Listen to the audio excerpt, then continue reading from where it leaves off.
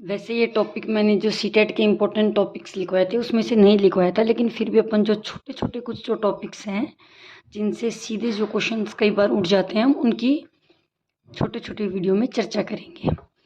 तो अधिगम का मतलब मैंने आपको बताया था। अधिगम को काफ़ी लोगों मनोवैज्ञानिकों ने ढंग से समझा है। थॉर्नडाइक हुए, पावलोव हुए, कॉलर हुए, तो इन्होंने काफ़ी अच्छा उसको बताया है। हमारे स्किनर हुए, तो इन्होंने इसको अच्छा बताया है। उसमें से आज हम एक सिद्धांत की बात करेंगे, अधिगम सोपानकी का सिद्धांत। ठीक है, तो अधिगम सोपानकी का जो सिद्धांत है वो किसने दिया? रॉबर्ट कैने ने। ठीक है, किसने दिया? रॉबर्ट कैने ने। रॉबर्ट कैने की पुस्तक थी conditions of learning. Conditions of learning में उन्होंने जो अधिगम का मतलब होता है कि किसी भी चीज़ को स्थायी रूप से सीखकर अपने जीवन में उसका उपयोग करना, तो उसको हम कहेंगे अधिगम, यानी कि हमने कोई स्थायी ज्ञान प्राप्त किया है। तो उन्होंने बताया कि जो कंडीशंस ऑफ लर्निंग होती हैं वो 8 स्टेज में पूरी होती हैं। कितनी स्टेज में? 8 स्टेज में। ठीक है, जब इनकी 8 स्टेज की अपन बात करें तो सबसे पहले जो स्टेज बताई उन्होंने बताई थी संकेत अधिगम, दूसरी उद्दीपक अनुक्रिया अधिगम, तीसरी श्रृंखला अधिगम, चौथी शाब्दिक अधिगम, पांचवी बहुविभेदन, छठी प्रत्यय सिद्धांत अधिगम, फिर समस्या समाधान अधिगम। अब अगर हम डायरेक्ट बात करें कि क्वेश्चन कहाँ से उठता है, तो क्वेश्चन कई बार सीधा भी उठ जाता है, कई बार नहीं बहुत बार, कि रॉबर्ट कैने की छठी जो स्टेज है वो कौन सी है, उच्चतम जो स्तर है वो कौन सा है, निम्नतम स्तर कौन सा है, किस स्तर में वह स्मृति स्तर में होता है, किस स्तर में वह बोध स्तर में होता है, तो हम इन सब की चर्चा करेंगे। तो बात करें स्मृति स्तर, मतलब इस स्तर को हम कह सकते हैं कि सब जब तक चीज़ें बच्चों के सामने हैं वे सिर्फ उसको कुछ टाइम के लिए अस्थायी रूप से याद रख सकते हैं, जबकि वह उसके सभी पक्षों को ढंग से, उसके सभी जो चीज़ों को रिलेट करके उसको इतना समझने की उसमें क्षमता नहीं होती। जबकि जब बच्चा शाब्दिक और बहुविभेदन में जाता है तो यहाँ बच्चा दोनों चीज़ों में अंतर करने की अवस्था में होता है, जब वो चीज़ों में मध्य अंतर करने लग जाता है। और जब बच्चा प्रत्यय सिद्धांत और समस्या में होता है, इन स्टेज में होता है, तो बच्चा चिंतन स्तर करने लग जाता है, यानी कि बच्चा चिंतन करने लग जाता है, यानी कि अमूर्तता की ओर होता है, यानी कि उसकी कल्पना शक्ति में तीव्रता हो जाती है। जब हम बात करें स्टार्टिंग से, तो यह व्यवहार आधारित होकर संज्ञान आधारित तक चला जाता है। संज्ञान आधारिता की बात है कि संज्ञानात्मक का सिद्धांत हमारे पिताजी ने दिया था, और उन्होंने अमूर्त चिंतन की लास्ट जो बात की थी वो अमूर्त सक्रियात्मक की थी। ठीक है, और व्यवहार आधारित होता है, ये हमारे व्यवहारवादियों ने जो सिद्धांत दिए थे अधिगम में उसके आधार पर है। व्यवहार मतलब कुछ करके हम किन चीज़ों से अधिगम स्थापित कर रहे हैं, तो उसको हम कहेंगे व्यवहार आधारित। ठीक है, तो अगर पूछा जाए कि अधिगम सोपानकी का सिद्धांत है वो लो टू हाई जाता है, अर्थात व्यवहार आधारित से संज्ञान आधारित तक जाता है, व्यवहार आधारित से संज्ञान आधारित तक जाता है, स्मृति बोध और चिंतन स्तर में जाता है। अगर हम इन तीनों स्तर की बात करें तो ये हमारे शिक्षण में काम आते हैं, और जब ये स्तर हमारे शिक्षण के तीनों स्तर में काम आते हैं, तो जो हमारी स्मृति स्तर है वो हमारे हर्बर्ट ने दी है, बोध स्तर है वो हमारे मॉरिसन ने दिया, चिंतन स्तर हमारे हंट ने दिया है। अगर बात करें स्मृति स्तर की, तो कुछ टाइम के लिए हम जैसी चीज़ें लिखी हुई हैं हम उनको सिर्फ उसी हिसाब से पढ़ते हैं, ना हम उनमें अंतर कर पाते हैं, ना हम उनके और एस्पेक्ट्स को समझ पाते हैं। जब बात करें हम बोध की, तो हम चीज़ों में अंतर करने लग जाते हैं और हम चीज़ों को आराम से विश्लेषण करके पढ़ना स्टार्ट कर सकते हैं। लेकिन जब हम चिंतन में होते हैं तो हम चीज़ों को चिंतन करके पढ़ते हैं, अर्थात हम चीज़ के सभी एस्पेक्ट्स को समझ के पढ़ते हैं। हम जो नियम होते हैं हम उनको समझने लग जाते हैं, जैसे हमारे न्यूटन के नियम से, हमारे गणित के कुछ नियम से हम उन चीज़ों को समझने लग जाते हैं।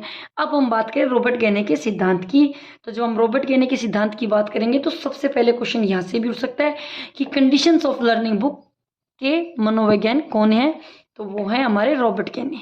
रॉबर्ट कैने कहाँ से हैं? तो रॉबर्ट कैने हमारे अमेरिका से हैं। ठीक है, अब हम इनके एक एक जो स्टेजेस हैं उनको ढंग से समझते हैं। अब रॉबर्ट कैने का कहना है कि सीखना एक क्रमबद्ध व्यवस्था है जो निम्न स्तर से उच्च स्तर की ओर चलती है। ये बात मैं आपको बता चुकी हूँ। लो टू हाई जाती है, पहले बच्चा व्यवहार आधारित कार्य करता है, फिर बच्चा संज्ञान आधारित कार्य करता है। ठीक है, ये बात हुई।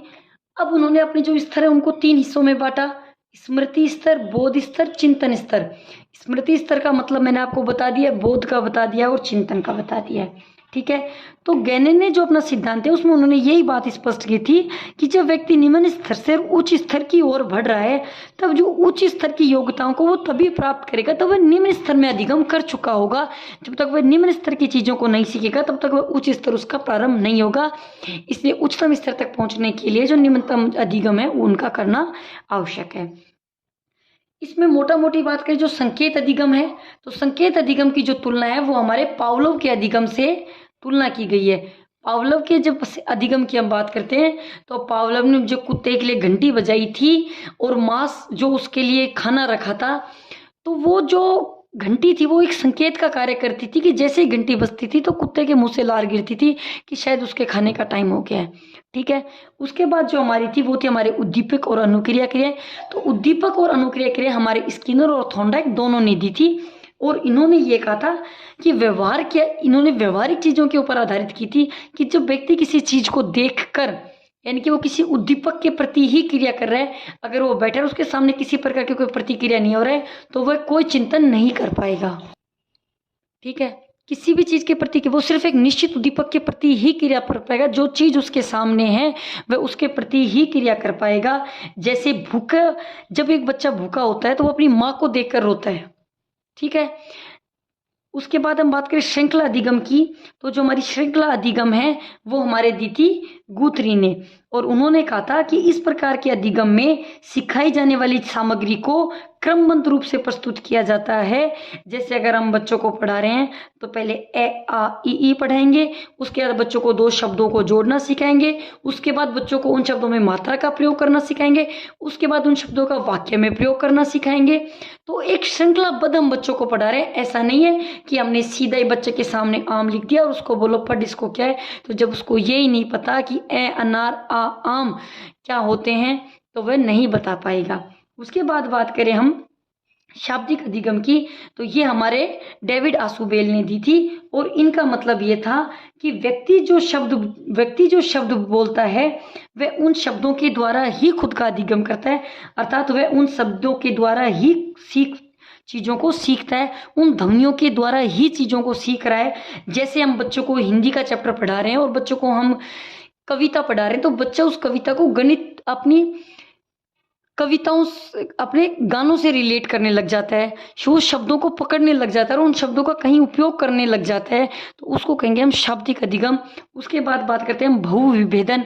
बहु मतलब बहुत और विभेदन मतलब अंतर करना, यानी कि बहु विभेदन अधिगम की बात करें तो जब प्राणी के सम्मुख बहुत सारी मतलब चीज़ों को एक साथ प्रस्तुत कर दिया जाता है और उसको कहता है कि इनको अलग अलग हिस्सों में बांटो, तो बच्चे से अगर मान लो हमने उसको पजल्स दिए और हमने उसको बोला कि तुम त्रिभुज एक साइड कर दो और इसमें जो सर्किल है उनको एक साइड कर दो, तो बच्चा उन चीज़ों में अंतर कर रहा है, वो उन चीज़ों को अंतर करने लग जाता है। वह त्रिभुज अंतर में अंतर करने लग जाता है, वह श में अंतर करने लग जाता है, भ म में अंतर करने लग जाता है, शेर चीता को समझने लग जाता है, कोयल कौवे को समझने लग जाता है।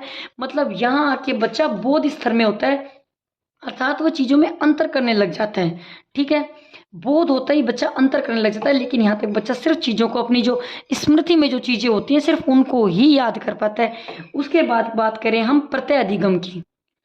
जब बच्चा लो टू हाई जाएगा, यानी कि उसने संकेत से सीखा, उद्दीपक से सीखा, श्रृंखला से सीखा, शाब्दिक से सीखा, और जब वो चीज़ों में अंतर करने लग गया, अंतर से मतलब है कि एक बच्चा है उसको दो लोगों से मिला जाता है, एक व्यक्ति उससे बहुत प्यार से बोल रहा है और दूसरा उसको बिल्कुल कड़वाहट से बोल रहा है, तो वह बच्चा दोबारा उस कड़वाहट वाले व्यक्ति के पास ना जाके एक जो उससे मीठा बोला था उसके पास जाएगा, यानी कि उसने उन दोनों में अंतर कर लिया है और अपने पूर्व अनुभव के आधार पर उसने एक संप्रत्यय बना लिया है कि वह व्यक्ति अच्छा है, क्योंकि जब मैं उसके पास गया था तो उसने मुझे बहुत प्यार से बोला था, मुझे बहुत चॉकलेट, लेकिन जब मैं उस व्यक्ति के पास गया था तो उसने मुझे डांटा था और उसने मुझे कुछ भी चीज़ देने के लिए मना कर दिया था। तो जब हम इसको सरल भाषा में पढ़े तो हम कह सकते हैं कि पूर्व अनुभवों प्रशिक्षण एक संज्ञानात्मक प्रक्रियाओं के आधार पर प्रत्ययों का निर्माण करने से वस्तुओं, व्यक्ति, प्राणियों अथवा घटनाओं के संबंध में बनने वाले सामान्यकृत विचार जो बच्चों के मानसिक बिंब में समाहित हो जाते हैं उनको हम प्रत्यय कहते हैं। अर्थात बच्चा जिन चीज़ों के प्रति खुद का संप्रत्यय विकसित कर लेता है, अर्थात वह इस चीज़ को समझने लग जाता है कि क्या चीज़ मेरे लिए अच्छी है, क्या चीज़ मेरे लिए बुरी है, क्या चीज़ मैंने की है उसका क्या मतलब है, अर्थात वो अपने खुद के चिंतन स्तर में होता है।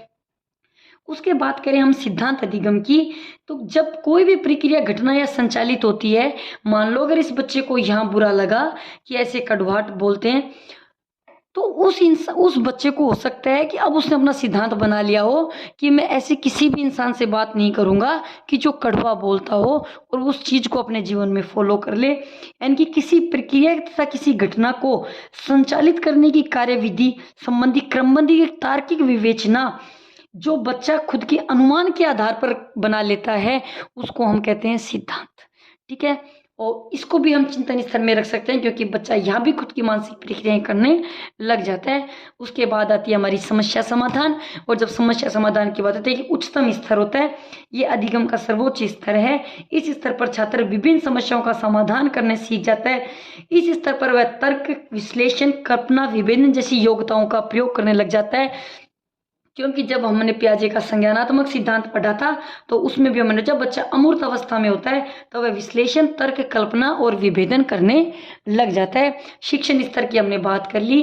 अब हम बात करें कि हम इसको ट्रिक में पढ़ें तो हम कैसे याद कर सकते हैं, क्योंकि इससे क्वेश्चन मोस्टली डायरेक्टली पुटअप होता है, कंसेप्चुअली क्वेश्चन कम उठ पाता है कि कौन सी अवस्था है, उच्चतम स्तर कौन सा है, स्मृति स्तर कौन सा है, बोध स्तर कौन सा है। तो मैं आपको बता दूं, जब विभेद हो गया यानी कि कहीं ना कहीं बच्चा अंतर कर रहा है, तो सीधी सी बात है वह बोध है। शाब्दिक अधिगम, जब बच्चा एक कविताओं में से कुछ शब्द को पकड़ रहा है, यानी कि उन शब्दों को पकड़ रहा है, यानी कि वो कहीं ना कहीं बोध स्तर पे है। श्रृंखला, यहाँ हम बच्चे को जो ज्ञान दे रहे हैं वो एक श्रृंखला के हिसाब से दे रहे हैं। पहले उसको वर्णमाला पढ़ा रहे हैं, फिर 2 शब्द पढ़ा रहे हैं, फिर उसको मात्रा सिखा रहे हैं, फिर 2 शब्दों में मात्रा लगाना सिखा रहे हैं, फिर 3 शब्द के बिना मात्रा के शब्द, और फिर उसके बाद में अगला शब्द। तो अगर हम इसको हिंट से या ट्रिक से बात करने की कोशिश करें तो संकेत अधिगम, तो हम संकेत को कैसे याद रखेंगे कि जब भी हम कोई काम करते हैं